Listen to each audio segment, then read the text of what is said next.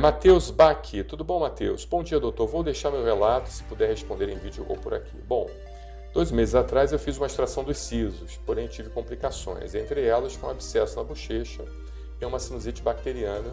Em menos de um mês, eu tomei 3 tipos de antibióticos diferentes: amoxicilina, clindamicina e metronidazol. Nesse sentido, após o término dos antibióticos, eu comecei a apresentar um quadro de urticária, manchas, que vem e que vai pelo corpo, além de estar com meu nariz entupido de apenas um lado. Logo fui ao alergologista e otorrino. O alergologista pediu alguns exames de sangue, o único que deu alterado foi IgE, que já é específico para ácaros. No retorno ele disse que não era nada, que era apenas coisa da minha cabeça. Fiquei espantado com isso, até porque eu queria um diagnóstico concreto. Já o otorrino disse que eu estou com uma rinite alérgica, nunca tive isso. Os remédios que eu estou tomando são antihistamínicos de segunda geração, porém não estou sentindo melhores. Para finalizar, além das pequenas urticárias que estou apresentando, há também pequenos pontos vermelhos no corpo, parece sangue, bem pequeno mesmo. Poderia ser algo emocional, como falado pelo médico, seria algo que não estão conseguindo diagnosticar. Então, entenda, eu vou começar nosso relato, vai ser um prazer tentar te ajudar, Matheus, mas entenda que, por ética médica, eu não posso em nenhum momento questionar aqui a conduta do colega. Certamente ele sabe muito mais do seu quadro clínico do que eu. Tá? Então, ou seja, ele te examinou, ele olhou você, ele colheu sua história clínica, ele gastou um tempo e teve uma consulta bastante personalizada com você. Então esquece essa questão dos médicos, se o médico fez o diagnóstico correto, se não fez. Eu não quero nem saber dessa situação. Quero bater um papo sobre as possibilidades que um paciente, quando faz uma extração dentária, ele pode apresentar. Ou seja, realmente, o paciente pós uma extração dentária, ele pode fazer uma fístula para os seios da face. Tá? E essa fístula para o seio da face, ela pode levar então à infecção crônica do seio da face. E essa infecção crônica do seio da face, ela pode estar relacionada sim a um quadro de urticária que não necessariamente depende do anticorpo da classe IgE.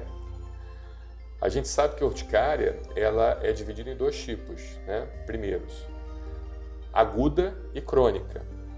A urticária aguda é até 6 semanas. Ou seja, a urticária aguda está relacionada às vezes com intoxicações alimentares, infecções, por assim dizer, agudas. O paciente toma um remédio que não estava acostumado e tem uma urticária aguda.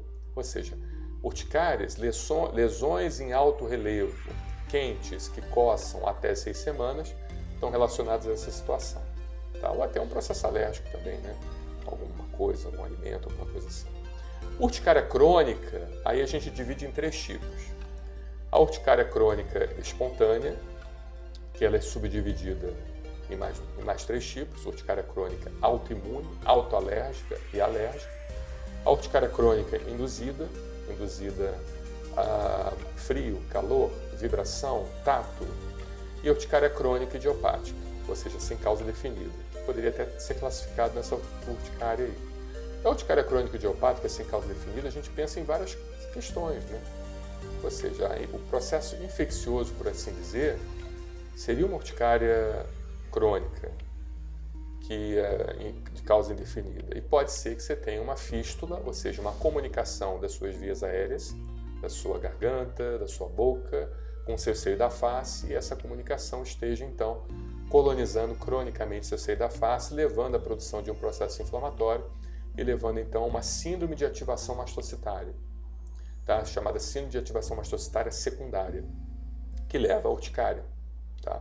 As síndromes de ativação mastocitária nós temos 2 tipos também: a síndrome de ativação mastocitária secundária e a síndrome de ativação mastocitária primária. A síndrome de ativação mastocitária, vou falar aqui devagarzinho. A síndrome de ativação mastocitária primária, ela é a mastocitose, que é um problema genético onde você tem a alteração de um receptor no mastócito chamado receptor KIT, onde há então a liberação de histamina pelo mastócito. E a síndrome de ativação mastocitária secundária, ela já poderia ser provocada por vários fatores, e um deles é o processo infeccioso. Então pode ser que você esteja com uma inflamação crônica com uma síndrome de ativação mastocitária secundária. Lembrando que quando a gente vai fazer o diagnóstico de urticária, a gente pensa também em doenças odontológicas. Eu já tenho um dentista que eu encaminho e ele faz uma revisão para mim. O paciente às vezes tem um problema endodôntico, tem uma doença periodôntica, né? Uma periodontite, uma inflamação crônica das gengivas e outros anexos aos dentes.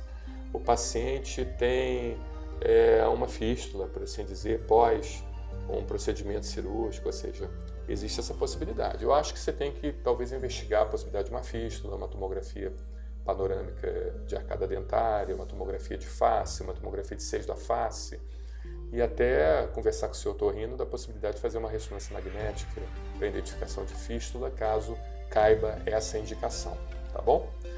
Então, vamos pensar nessa possibilidade, mas assim, lembre que em nenhum momento eu quero substituir uma consulta médica. Aqui é só um bate-papo entre amigos, é como se a gente tivesse uma grande roda, sabe? Aquelas rodas que a gente às vezes tem um amigo médico, que a gente começa a conversar de possibilidades. Doutor, o que pode ser isso? Colega, o que pode ser isso? Fulano, o que pode ser aquilo?